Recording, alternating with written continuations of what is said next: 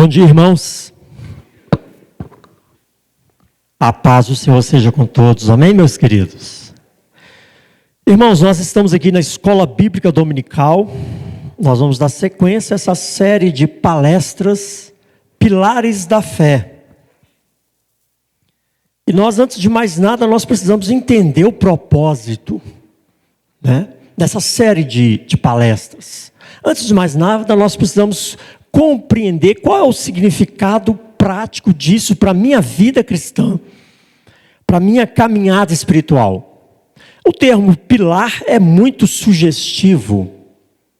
Eu te pergunto, em que base você está fundamentando a sua fé? Em que base você está construindo o seu relacionamento com Deus? Em que base você está sustentando um estilo de vida para testificar ao mundo quem você é e quem Deus é na sua vida? Captou a ideia? Por isso a importância de meditarmos em pilares da fé. Por qualquer coisa que construímos, alheios, fora destes pilares revelados nas Escrituras, está fadado ao fracasso. Está fadado a não glorificar a Deus como Ele precisa ser glorificado. Está fadado a frustrações nesse relacionamento, na vertical e na horizontal.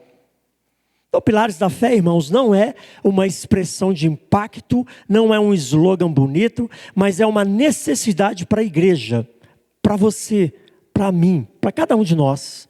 Nós precisamos entender em que bases estamos alicerçando a nossa fé, nosso estilo de vida, escrevendo a nossa história e testemunhando ao mundo quem somos e quem é Deus em nossas vidas. Este é o propósito dessa série de estudos bíblicos. E hoje nós estaremos estudando a respeito de um desses pilares. Nós vamos falar sobre hoje a ceia do Senhor. Abra sua Bíblia em 1 Coríntios 11, que é o texto base. Os irmãos estão distribuindo o estudo dirigido. Para quem gosta de acompanhar no celular, já está aí no informativo da igreja. Aí você pode escrever aí com a sua caneta. Eu espero que você tenha trago para a escola bíblica caneta, caderno, material de anotação. Texto base, 1 Coríntios 11, versos 23 até o 34.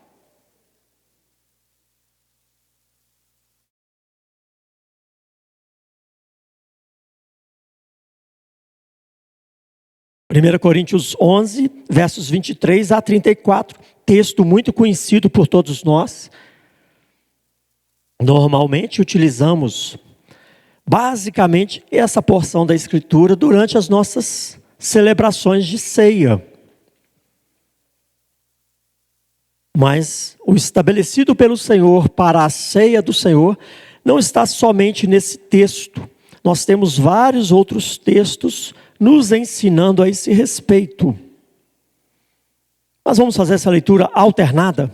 Amém, queridos? Vamos ficar de pé, vamos fazer essa leitura alternada. Eu lerei os versos ímpares e os irmãos a uma só voz, os versos pares, de 23 a 34.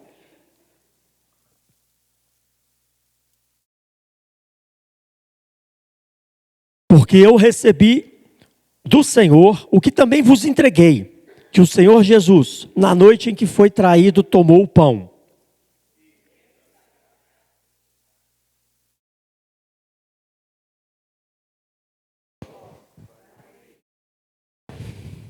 Por semelhante modo, depois de haver ceado, tomou também o cálice, dizendo: este cálice é a nova aliança no meu sangue. Fazei isso todas as vezes que o beberdes em memória de mim.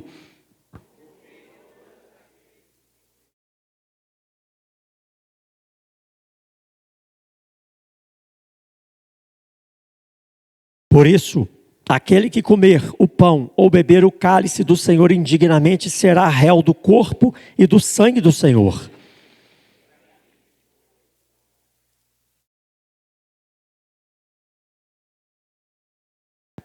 Pois quem come e bebe sem discernir o corpo, e come e bebe juízo para si.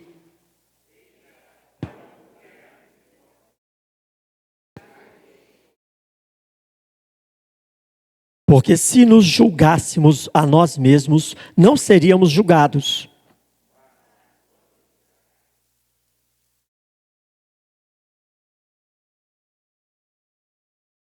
Assim, pois, irmãos meus, quando vos reunis para comer, esperai uns pelos outros.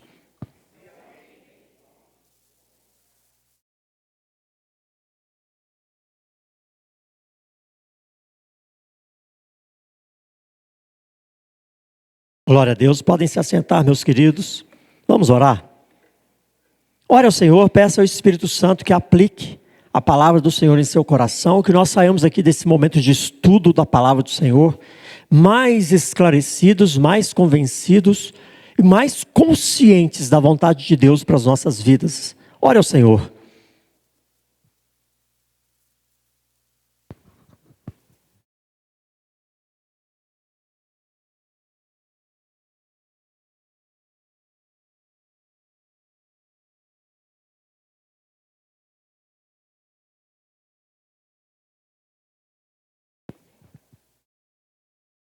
Pai, graças te damos pela tua palavra, que é lâmpada para os nossos pés, luz para os nossos caminhos. Te louvamos, Senhor, pela tua palavra, te louvamos pelo teu Espírito Santo que ilumina o nosso entendimento, que nos dá graça para irmos além da letra, para nos aprofundarmos e compreendermos a tua vontade, que é boa, perfeita e agradável, revelada nas tuas escrituras.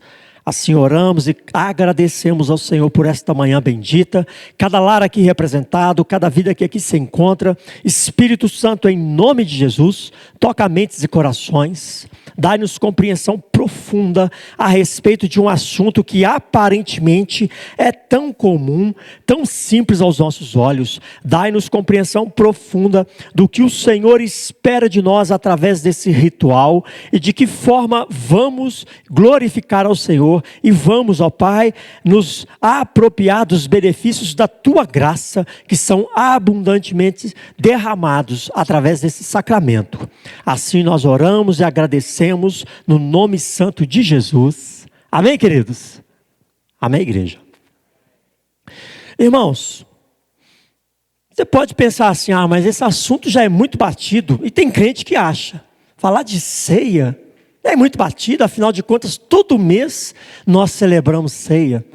Infelizmente, tem pessoas que possuem um pensamento muito superficial e muito raso a esse respeito.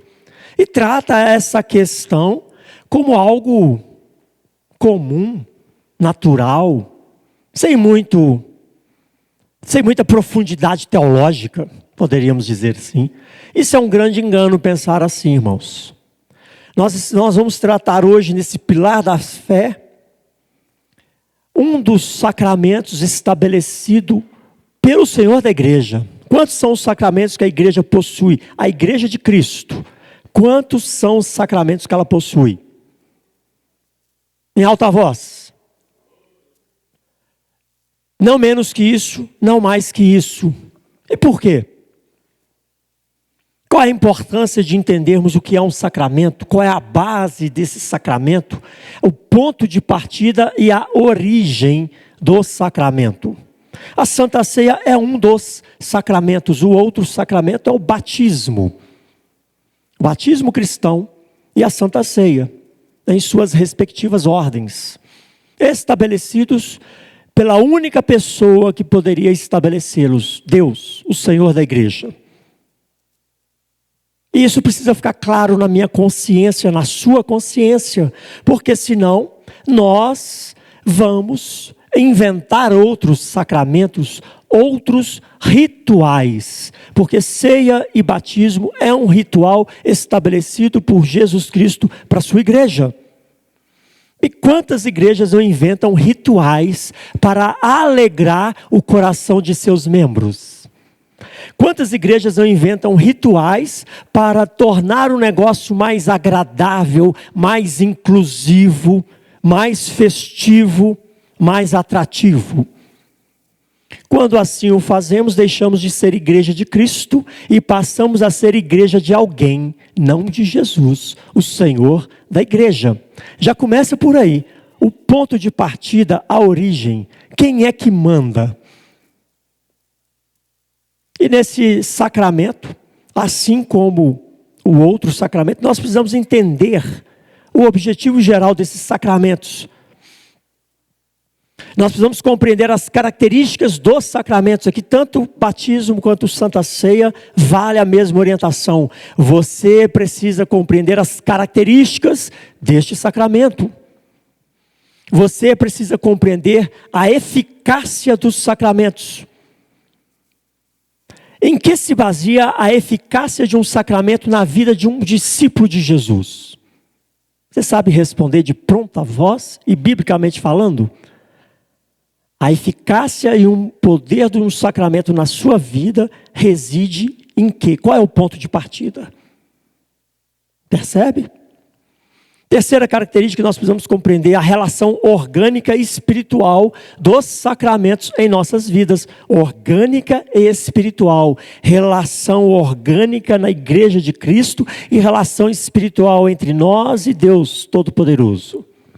São características que se aplicam a ambos os sacramentos e que precisam estar claras na minha consciência, porque senão eu mesmo vou ferir os princípios estabelecidos pelo Senhor da igreja, pela minha ignorância ou pelos meus interesses pessoais, pelas inclinações do meu coração. Isso é muito sério. Nós poderíamos pensar, esses pilar da fé, ceia do Senhor, não é um pilar ou uma doutrina teológica que carrega em si muitas polêmicas. Pelo contrário, existem muitas polêmicas, inclusive nos dias de hoje, a respeito deste sacramento, desse pilar da fé. Com a mentalidade inclusiva, com a mentalidade do nada a ver, muitas são as pessoas que apelam para a abertura do sacramento. Toda e qualquer pessoa pode participar da ceia do Senhor. Porque, afinal de contas, é um banquete da festa do amor. É a celebração de alegria. Então é para todos. Nós não podemos excluir ninguém. Essa é uma das falácias que rodam no mundo afora, no mundo gospel, inclusive. Por não compreendermos as bases deste pilar. Por estabelecermos e construirmos a nossa forma de fé e prática fora do alicerce dos apóstolos, fora do alicerce das Escrituras. E daí surgem esse tipo de conversa, aparentemente muito bonita e agradável, mas que é um grande engano e uma grande armadilha para a igreja do Senhor. O que é então um sacramento? A ceia do Senhor, o batismo, são sacramentos. O que é um sacramento? Você conseguiria responder para uma pessoa que te perguntasse, que palavra esquisita, o que é isso? Sacramento. Sacramento vem do latim sacro, santo, com exceção de mandamento, é um mandamento santo. Qual a diferença de um sacramento para os vários mandamentos que existem nas Escrituras? Nós temos vários mandamentos. Qual a diferença de um sacramento para, por exemplo, um dos mandamentos dos 10 mandamentos? Já parou para se perguntar nisso? Qual é a diferença? O que torna um diferente do outro? Irmão, um sacramento é uma ordenança sagrada instituída por Deus para o seu povo celebrar de forma cultica, solene. Não é para um mandamento como qualquer um dos 10 que você aplica na sua vida, no dia a dia, e você presta contas a Deus por isso. Um sacramento é um mandamento estabelecido para a igreja enquanto organismo, enquanto comunidade dos que se salvam. Algo para se celebrar em um culto solene que é prestado a Deus. Por isso nós realizamos Santa Ceia durante o culto.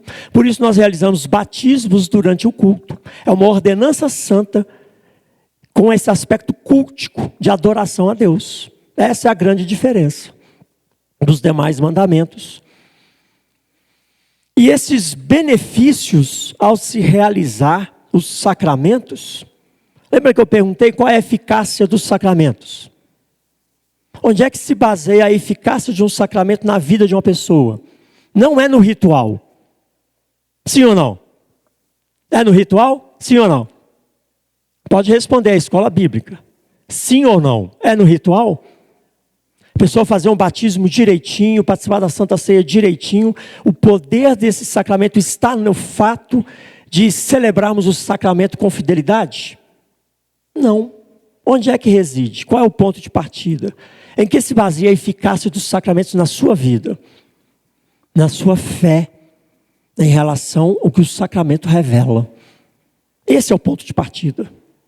Assim como salvação não vem por obras, e sim por fé, a graça de Deus é derramada sobre o seu povo, mediante a fé. Participar de um sacramento mecanicamente não vai repercutir em nada positivo. É mediante a fé. Aí está a eficácia do sacramento na vida de um cristão. Estar consciente, discernindo o que é aquilo que Deus fez, como eu me coloco diante disso, e qual é o resultado disso na minha vida, e me apropriar disso com verdadeira convicção em Deus. Aí está o ponto de partida para essa eficácia do sacramento nas nossas vidas. É um sacramento, a Santa Ceia, meus queridos, a Ceia do Senhor é um sacramento que está confirmando, testificando a sua participação na nova aliança. Esse é o resumo da doutrina do sacramento da Ceia do Senhor. É um sacramento que confirma o cristão na nova aliança. Logo, não é um sacramento para quem não está na nova aliança, ou seja, requer batismo. É um sacramento de confirmação, requer a iniciação. O batismo é um sacramento de iniciação da nova vida, da regeneração que temos em Cristo. Já a Ceia do Senhor é esse sacramento de manutenção, de confirmação, de desenvolvimento da salvação. Aí que entra a graça e o poder de Deus nos abençoando através desse sacramento, nos fortalecendo a nossa fé, nos capacitando a uma vida de santificação contínua no Senhor. Percebe a importância de participarmos desse sacramento com fé no Senhor? É um sacramento de manutenção, de confirmação, de santificação na vida daquele que participa dele de forma digna, com fé. É um sacramento que traz e carrega em si um fato histórico. Um fato histórico e objetivo, que se realizou há alguns séculos atrás. Ou seja, a morte expiatória do Filho de Deus para tirar o pecado do mundo. O Cordeiro de Deus que tira o pecado do mundo. É isso que lembramos e celebramos no sacramento da Ceia do Senhor, ou Santa Ceia. E daí nós temos esse texto bíblico que nós lemos, que é o ponto de partida. Observe o que o apóstolo revela no verso 23. Porque eu recebi do Senhor o que também vos entreguei, que o Senhor Jesus, na noite em que foi traído, tomou o pão.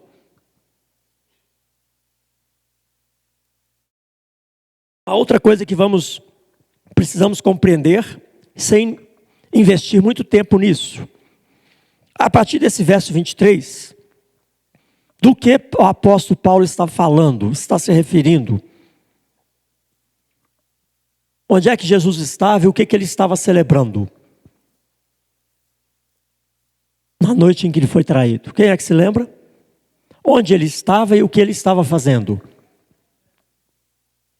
Pode soltar um pouquinho mais alto aí. Estava o quê? Antes disso, antes do Monte das Oliveiras, nesse momento aqui que ele tomou o pão, o que ele estava fazendo?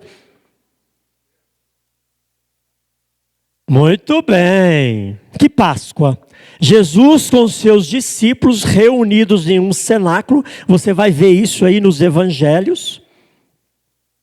Ele estava reunido no cenáculo celebrando o que, irmãos?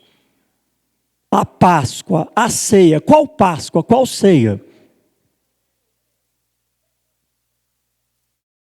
Qual Páscoa? Qual ceia? Essa ceia aqui que nós celebramos todo primeiro domingo do mês? Sim ou não? Não. Ele estava reunido no cenáculo celebrando a Páscoa do povo judeu, aquela Páscoa que foi estabelecida lá em Êxodo 12, versos 1 a 28, e confirmada em Deuteronômio 16, 1 a 6, como um mandamento perpétuo. Lembra que eu falei que o sacramento é algo que é estabelecido pelo Senhor da igreja? Deus estabeleceu uma Páscoa para o seu povo lá em Êxodo. Mandamento perpétuo, e vocês vão ensinar aos seus filhos e a todas as gerações, vão repetir esse ritual. Essa é a Páscoa do Senhor. É isso que Jesus estava celebrando com seus discípulos. Mas nesse momento, ele não se utiliza dos mesmos elementos e não se utiliza do mesmo conceito e significado da Páscoa. Qual era o significado da Páscoa no Velho Testamento, na Antiga Aliança?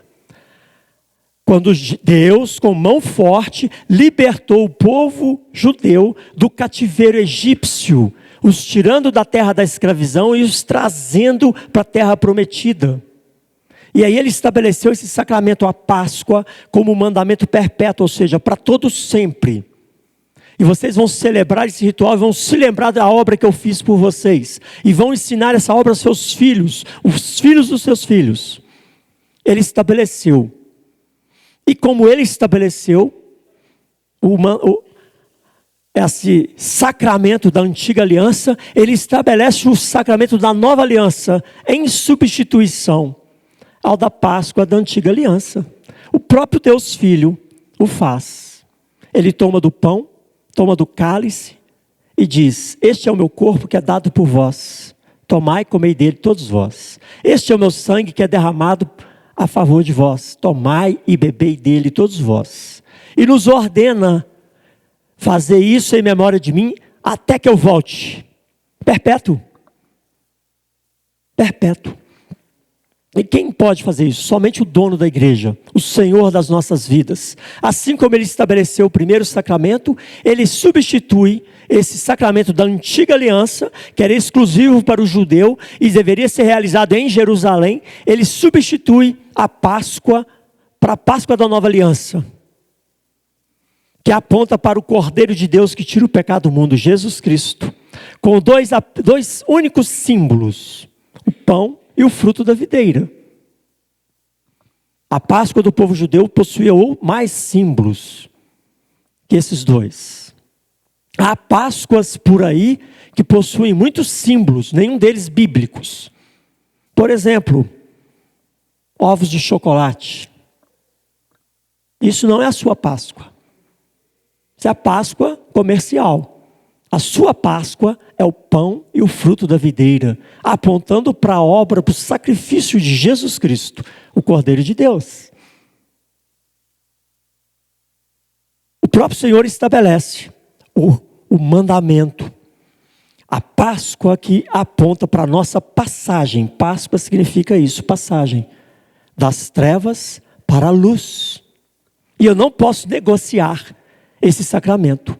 Eu não posso negociar o valor e a importância desse sacramento na minha vida pessoal, porque ele é tudo.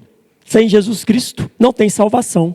Sem Jesus Cristo eu continuo no império das trevas. Sem Jesus Cristo não há esperança de um novo porvir. Não há esperança de sua volta. Sem a verdadeira Páscoa não tem relacionamento com Deus Todo-Poderoso. Amém, queridos? É importante compreendermos isso, o ponto de partida, a origem.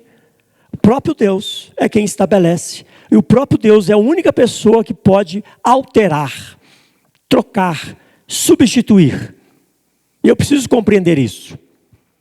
Aí você poderia dizer: pastor, vamos fazer uma Páscoa diferente esse mês? Primeiro domingo de agosto, vamos fazer uma ceia diferente? Vamos entrar aqui tocando chofar, entrar com a harpa, trazer pães asmos, ervas amargas. Vamos fazer uma celebração bonita. Aí o que o pastor tem que falar assim: meu filho, você ainda não entendeu qual é a sua Páscoa? A sua Páscoa são só dois elementos: o pão, o fruto da videira, que aponta não para um cordeiro que foi imolado, mas aponta para o Deus Filho que foi imolado. Captaram aí a ideia, irmãos? Nós muitas vezes queremos melhorar as coisas de Deus. Fazer um up, dar um plus, porque está sem graça, não é? Repetir a mesma coisa. Eu fico imaginando o povo judeu repetindo o mesmo ritual, ensinando aos filhos, ano após ano. Se lá entre eles também não surge pessoas querendo dar uma melhorada nos rituais. Entre nós surgem muitas pessoas querendo dar uma melhorada no batismo, querendo dar uma melhorada na Páscoa, porque afinal de contas está desatualizado, né? Vamos pôr mais festa, vamos propor para o Ministério de Louvor, fazer umas canções festivas, a gente começar a dançar, pular, porque é festa, é celebração. É uma celebração que nos chama a reflexão. O Filho de Deus morreu por você, por mim, por nós. Nos alegramos, celebramos, mas é antes de mais nada uma reflexão para nos mantermos nos trilhos, para não nos perdermos do significado da obra que foi realizada. Porque o nosso coração se inclina para as distrações dessa vida, se inclina para o superficial, para o externo, para o vestuário, para a decoração, e se esquece do conceito, que é o mais importante. Participar desse sacramento sem entender o conceito é participar dele de forma indigna. E diante disso, irmãos, diante desse sacramento estabelecido pelo próprio Senhor da igreja, desenvolveu-se no mundo 3 linhas de pensamento. Olha aí no seu estudo dirigido. Eu não vou perder tempo falando das linhas de pensamento contrárias às Escrituras. Uma delas é o ensino romanista, está aí no seu estudo, transubstanciação.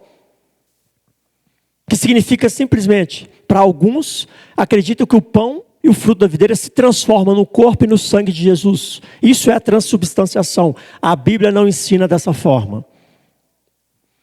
A segunda linha de pensamento, que também não vou deter nela, que é a consubstanciação, para outro grupo de pessoas cristãs, afirmam que o pão e o fruto não se transformam no corpo e no sangue. Contém. Por isso, consubstanciação. Mas a Bíblia também não ensina dessa forma. O próprio Jesus, que estabelece o ritual, está presente com seus discípulos e estabelecendo símbolos. Este é o meu corpo e meu sangue. Como pode conter se ele está ali fisicamente presente? Como pode transformar se ele está ali fisicamente? É um raciocínio muito lógico e muito simples. Mas qual é o pensamento reformado? A nossa forma de entender. A presença de Jesus se faz espiritualmente, pois ele mesmo afirma: estarei convosco todos os dias até a consumação dos séculos. É uma presença espiritual nos elementos, no momento da ceia. O corpo de Cristo não está fisicamente unido e nem meramente simbolizado no pão, nem no fruto da videira. Mas Jesus se faz presente espiritualmente com o seu povo. Toda vez que o bebemos, toda vez que o comemos. Fazer isso em memória de mim. Estarei convosco até a consumação dos séculos. Queridos, e é pela ação conjunta do Espírito Santo com a fé do comungante que nós recebemos a graça necessária para o nosso crescimento espiritual. A graça de Deus não está no símbolo. O poder de Deus não está no símbolo, senão seriam obras. Mas são derramados pela fé com a qual recebemos esses símbolos. Nos apropriamos dessa graça e desse poder pela fé, mediante a fé. Aliás, tudo no nosso relacionamento com Deus é mediante a fé. Nós usufruímos deles quando participamos deles com fé, com consciência. Mas devemos tomar cuidado para não correr esse risco de valorizar o ritual, a cerimônia, os aparatos, em detrimento do conceito, do significado, do propósito. É o que muitas vezes nós fazemos, mês após mês. Nos acostumamos e perdemos o brilho, perdemos o significado, perdemos o valor. Hoje é dia de ceia, hoje eu não vou não. Vou fazer outras coisas, vou aproveitar. É ceia mesmo, né? Não vou hoje, não. O que eu estou fazendo? Estou desmerecendo o Cordeiro de Deus que entregou a vida dele por mim. Captou aí a situação que nós nos colocamos? O descaso com o qual nós tratamos muitas vezes esse sacramento? E diante disso, irmãos, a palavra de Deus nos alerta. Cuidado para não comer indignamente a ceia do Senhor. Por isso, aquele que comer o pão ou beber o cálice do Senhor indignamente. Verso 27. Paulo está alertando a igreja, a palavra de Deus está te alertando. Participe desse sacramento com fé, com zelo, com reverência. Não participe dele de forma indigna. E qual é o sentido dessa expressão? Participar indignamente. Eu preciso e nós precisamos observar o sentido sacrificial da ceia do Senhor. Qual é a noção do sentido sacrificial da ceia do Senhor? Jesus se entregou por você e nós nos tornamos um só corpo, um só pão em Jesus Cristo. O Senhor nos fez para si um povo de propriedade exclusiva. E quando o texto fala para não comermos de forma indigna, não é o descaso ou o desrespeito pelo ritual em si. Preste atenção nisso. Não está tratando do descaso e do desprezo pelo ritual em si mesmo, mas pelo que a mesa do Senhor representa. É mais profundo, irmãos. Não é simplesmente vir aqui todo sério, todo arrumado, pontual, participar dos elementos com a reverência, com o temor que é necessário. Esse é o zelo pelo ritual e devemos tê-lo, mas é a falta de zelo com o significado desse ritual. A ideia de comer e beber de modo inadequado ou impróprio é o modo que a vida do comungante não esteja em concordância, em harmonia ao significado do ritual. Isso é estar indigno diante da mesa do Senhor. Porque o verdadeiro caráter da ceia do Senhor é a comunhão que temos com Deus e com quem mais? A ceia do Senhor aponta para a comunhão que temos com Deus e com quem mais? É para participar, escola bíblica. Com quem mais nós temos comunhão? E celebramos na ceia? Uns com os outros. Então, meu querido e minha querida, a palavra de Deus nos exorta a isso. E o contexto da exortação de Paulo aponta para isso. Havia divisão entre aquele povo. Havia descaso, acepção de pessoas. Havia acepção de classes sociais, não havia comunhão verdadeira. E aí eles participavam da ceia desse jeito. Partidarismos, se associavam a grupos de maior prestígio, ignorando uns aos outros. E Paulo está exortando exatamente isso. Não é para condenação que vocês se reúnem. E aí ele está dizendo, não participe de forma indigna. Se você não está em comunhão com o seu irmão, se você não trata o seu irmão como irmão em Cristo, isso é indigno da ceia, porque a ceia nos chama para unidade, nos chama para comunhão. Nós temos aí, nos versos 17 a 34, esse contexto de relacionamento. Paulo está corrigindo essa questão, nos orientando, não participe de forma indigna da ceia. Você como indivíduo, presta atenção nisso, faz parte de um corpo. Cutuca o irmão do seu lado aí.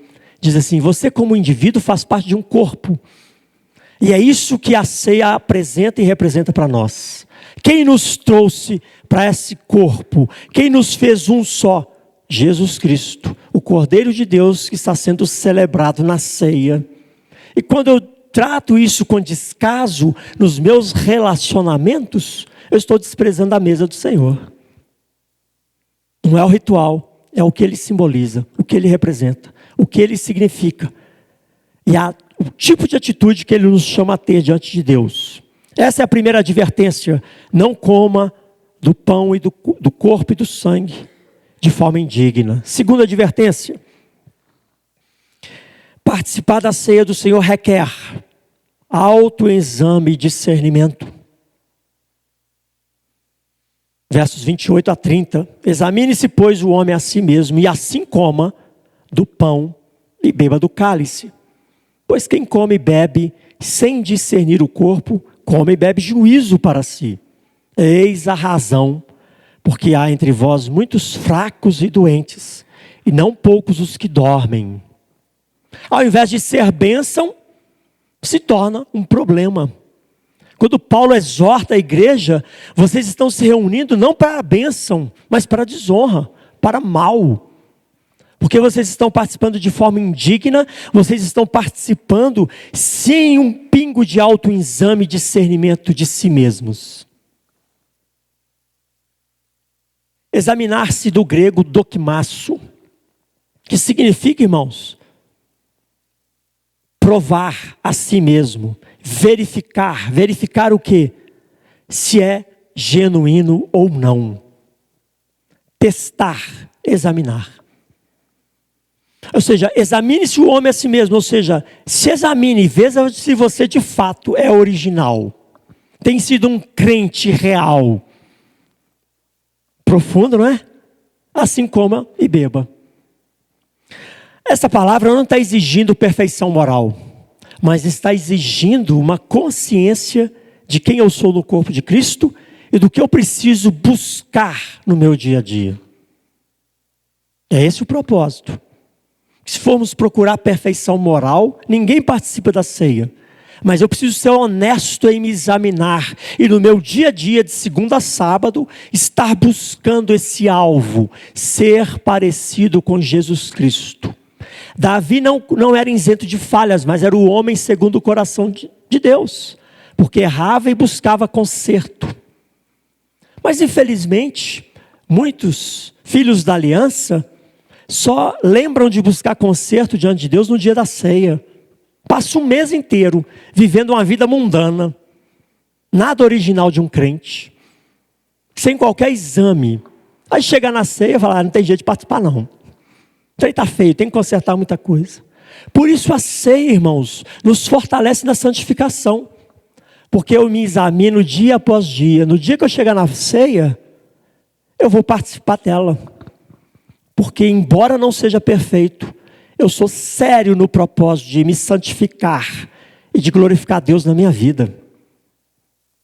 Não terá nada de mim mesmo para testemunhar contra. Entendeu a ideia do examine-se? Não é só para o dia da ceia. É testar, é provar se uma coisa é genuína ou não. Isso é para o dia a dia. Tem gente que fala assim, vamos nos preparar para a ceia. Isso é o maior erro. Vamos nos preparar para a ceia. Irmãos, o Filho de Deus, ele tem que caminhar em autoexame o dia todo. Porque amanhã pertence a Deus. No dia da ceia, se Deus permitir você estar aqui no primeiro domingo de agosto, no sábado o seu autoexame já está em dia. Sua caminhada está coerente com o ensino das Escrituras. Você não se prepara para a ceia, você vive para ceiar. Você vive para ceiar. Porque todo dia é um dia de celebração a Cristo em nossas vidas. Próprio nos dizeres de João Calvino, ele diz assim, o Senhor não permite que todos tomem parte na ceia, mas somente aqueles que sejam capazes de discernir o corpo e o sangue do Senhor, que podem examinar suas consciências, que podem anunciar a morte do Senhor e avaliar a sua virtude. Ou seja, existe uma restrição. Qual é a restrição? Examine-se. Discirna o corpo de Cristo. Não é restrição etária. É uma restrição de consciência, de autoexame. Você faz parte do povo de Deus? Já passou pelo batismo? Assim como do pão e beba do cálice. Mas antes, examine-se. Você faz parte do corpo de Cristo, mas ainda não tem essa consciência, esse discernimento? Aguarde até que você tenha essa consciência e esse discernimento. Essa é a implicação dessa compreensão de exame e juízo próprio de autojulgamento. Ou seja, crianças, embora sejam batizadas na igreja do Senhor, até que professem a fé, não podem participar. Por quê? Não é por causa da idade, é por causa da consciência, desse autoexame. E na idade da razão, elas vão professar a fé, declarando que Jesus é o Senhor delas. Ou seja, já tem consciência da obra de Cristo, para passar pela profissão de fé e para participar desse sacramento. Compreenderam, irmãos? Não é limite etário, é o limite de exame, de consciência, de autoexame, que uma criança normalmente não tem, até que atinja uma certa idade e desenvolva essa consciência, esse autoexame. Infelizmente, alguns adultos também não têm, né? Mas, detalhes à parte. Essa noção de autoexame, irmãos, gera essa implicação. Quando se considera o autoexame e o discernimento do significado sacrificial da ceia, como Jesus instituiu e estabeleceu, é uma exigência para a correta participação. Eu não vou participar de qualquer forma, sem consciência, sem entendimento, sem reflexão. Minha vida realmente tem sido uma vida que eu tenho me empenhado a servir ao Senhor, eu tenho estado em comunhão com meu irmão em Cristo. Tudo isso passa pelo bojo do exame pessoal. E faço justiça também ao fato de que a mesa do Senhor não requer exame teológico preciso. Para participar da mesa do Senhor, você não precisa conhecer todos os pilares da fé. Não requer isso, mas requer uma profissão de fé convincente. Você sabe quem é? Você sabe onde você está? Você sabe a quem você serve? Profissão de fé convincente. Que tem gente que passa pelo batismo até sem ter essa consciência, faz a declaração de fé até sem ter essa consciência. Não. Exige-se de nós essa consciência. Quem eu sou? Por que eu estou aqui? A quem eu sirvo? Nova criatura. Lavado e remido no sangue do Cordeiro, propriedade exclusiva do Senhor, com o único propósito, glorificar a Deus com a minha vida. Eu preciso estar nesse alicerce, construindo a minha existência nessas bases. Confissão de fé consciente. E o problema da igreja de Corinto era que as pessoas estavam se comportando na ceia de uma maneira que contradizia completamente a unidade do corpo, a comunhão do corpo, a rendição ao senhorio de Deus. Estava comendo e bebendo indignamente, isto é, de maneira que não evidenciava esta unidade, comprada pelo sangue do Cordeiro. Queridos, e essa admoestação, examine-se, pois, ela vem complementando a necessidade de refletirmos.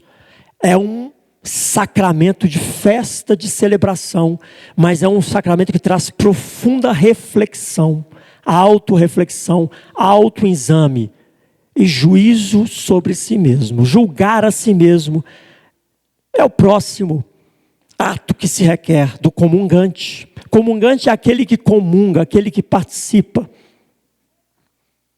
Porque se nós julgássemos a nós mesmos, não seríamos julgados.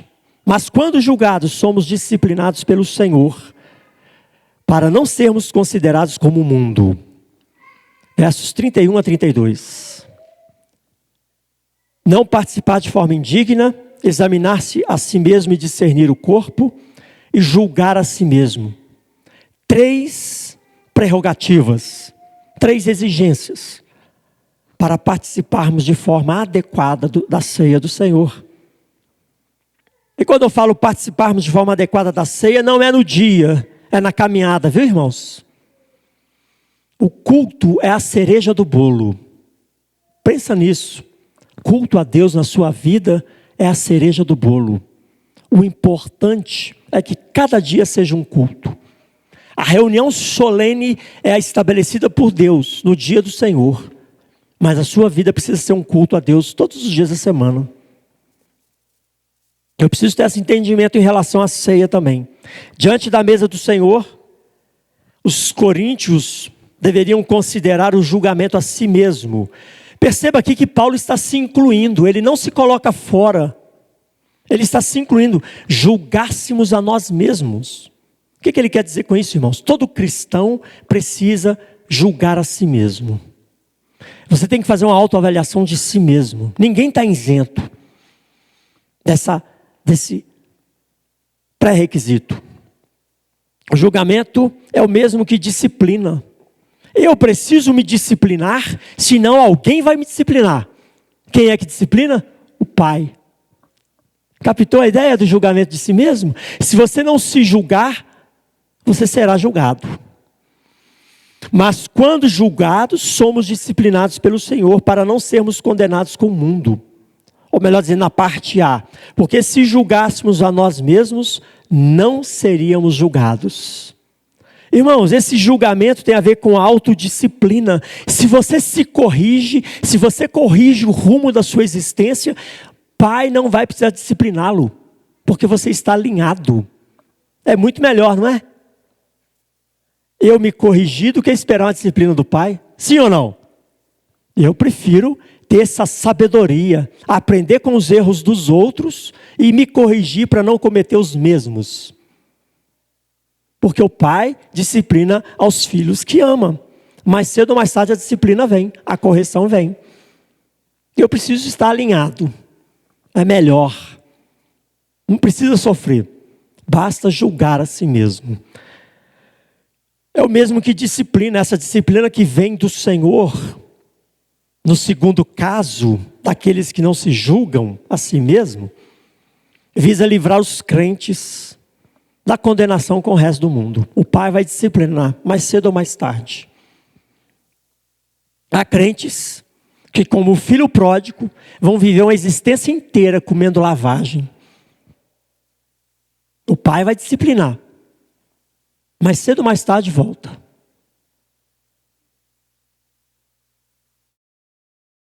Porque se julgássemos a nós mesmos, não seríamos julgados, nem pelo Senhor, porque Ele é justo. Ele só julga e disciplina quem precisa de ser disciplinado. Olha que coisa linda. Eu gosto de dizer, vou abrir um parêntese aqui, apesar do tempo, mas eu gosto de dizer para os irmãos, e lembrar os irmãos, que só existem 3 causas básicas para o sofrimento humano. 3. Você pode analisar que você não vai achar nenhuma quarta.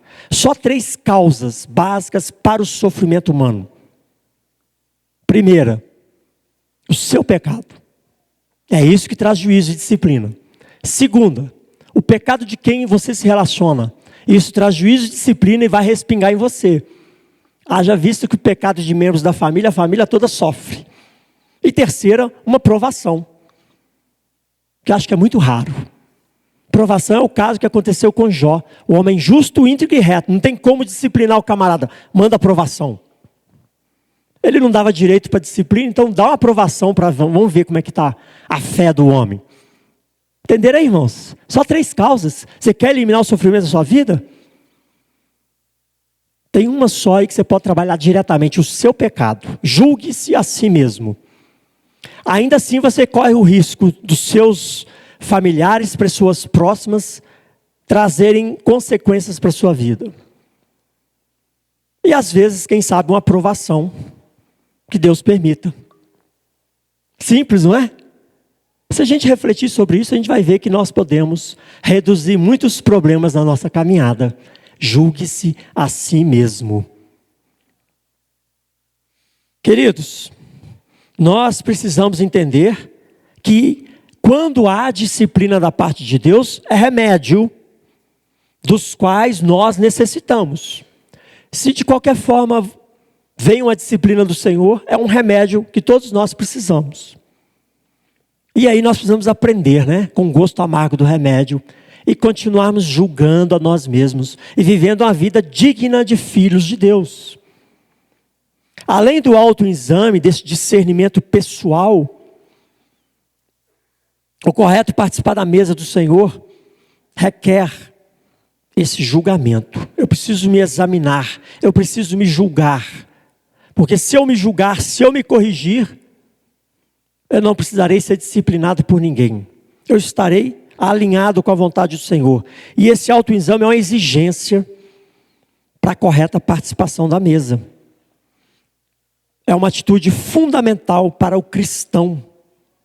Avaliar seus pensamentos, suas condutas, suas escolhas no dia a dia. Quanto mais à frente, diante da mesa do Senhor. No dia a dia.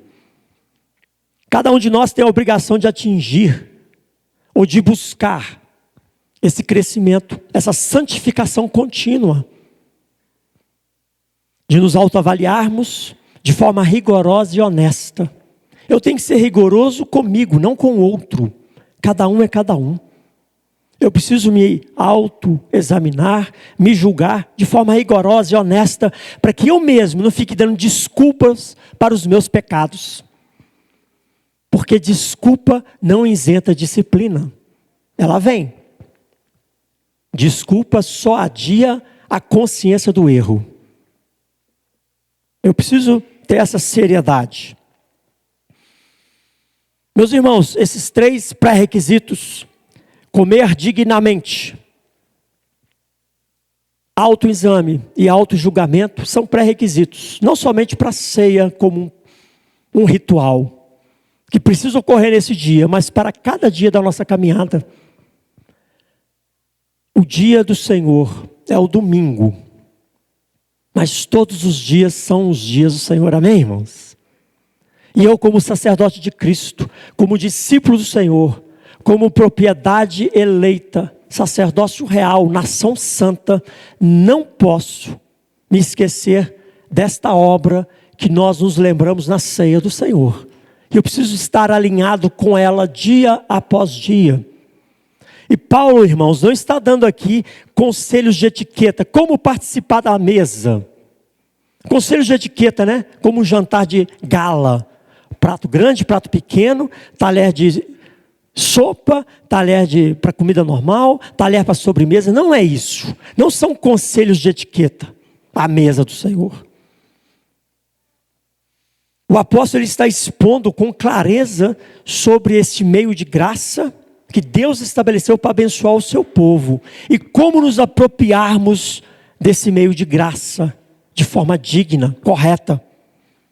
Como nos reunir em torno dessa mesa e reconhecer essa ministração da mesa sobre as nossas vidas. Reconhecer a proclamação da cruz, da esperança, a esperança no retorno do Rei. O cuidado do Senhor em nos alimentar espiritualmente através desse meio de graça. São essas coisas que nós precisamos refletir. E precisamos buscar dia após dia.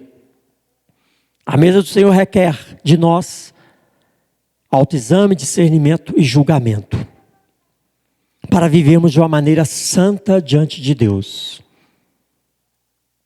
Para vivermos dia após dia em novidade de vida, de forma digna de um filho. Quando nós reconhecemos que a correta participação da mesa é um ato de fé, um ato de confiança no Senhor, mas não um salto no escuro. É um ato de fé, irmãos. Nós não saltamos no escuro. Nós não cremos de qualquer forma. Nós cremos a partir daquilo que Ele revela em suas Escrituras. A nossa fé está ancorada nestes pilares da fé bíblica. Nossa prática está ancorada nesses pilares da fé bíblica. Não pela fé em nossos próprios esforços ou desempenho espiritual, mas pela fé no perfeito sacrifício do Filho de Deus, na ressurreição conquistadora do inferno, por meio de Cristo Jesus, o nosso Senhor. Amém, irmãos? É nisso que se alicerça o nosso modo de vida, o nosso estilo de vida, para a glória de Deus. Quando proclamamos essas verdades e as discernimos no coração, nós tornamos como regra o autoexame. Além de nos afastar da indignidade, ainda somos fortalecidos na esperança. Nós tomamos por regra esse exame constante, essa revisão diária do meu estilo de vida. O critério para a participação correta da mesa do Senhor é andarmos, de fato, em novidade de vida, dia após dia. E assim, coma e beba do pão do Senhor. Leve isso a sério. Isso não nos isenta de falhas, mas nos isenta da hipocrisia. Devíamos participar da ceia em completa desunião, desarmonia ou vivendo em pecado. O que Deus requer de nós é essa sinceridade diante dEle, essa disposição de caminhar para a glória dEle. Jesus é o Cordeiro que derramou o seu sangue pelos nossos pecados. E esse discernimento da salvação pelo sangue de Jesus é que nós precisamos proclamar com as nossas vidas, é que nós precisamos meditar e tomar como parâmetro para julgar a nós mesmos, para nos alinharmos. Por causa dele somos um corpo. Por causa de Cristo somos um só povo, um só pão. Para a glória de Deus Pai, amém, queridos? E nós precisamos refletir nessas lições para a vida. Essas lições a respeito da ceia do Senhor precisam nortear a nossa caminhada. Reflita em cada uma delas e se autoexamine. Como eu estou diante dessa lição? Como está a minha fé? Como está o meu estilo de vida? Como está a minha caminhada? Como eu trato a mesa do Senhor? Como eu trato o dia do Senhor? Como eu trato o Senhor no meu dia a dia? Percebe? É Ele, o Senhor da igreja, que estabelece sacramentos para que o seu povo, de forma solene, reverente e digna, cultue somente a Ele, adore somente a Ele. E essas lições práticas que são propostas no estudo é para nos auxiliar a refletir, a nos examinarmos. O quanto eu tenho de fato dedicado no meu dia a dia para honrar o meu Senhor com tudo que tenho, com tudo que sou, com tudo que faço. Feche os seus olhos. Vamos orar ao Senhor.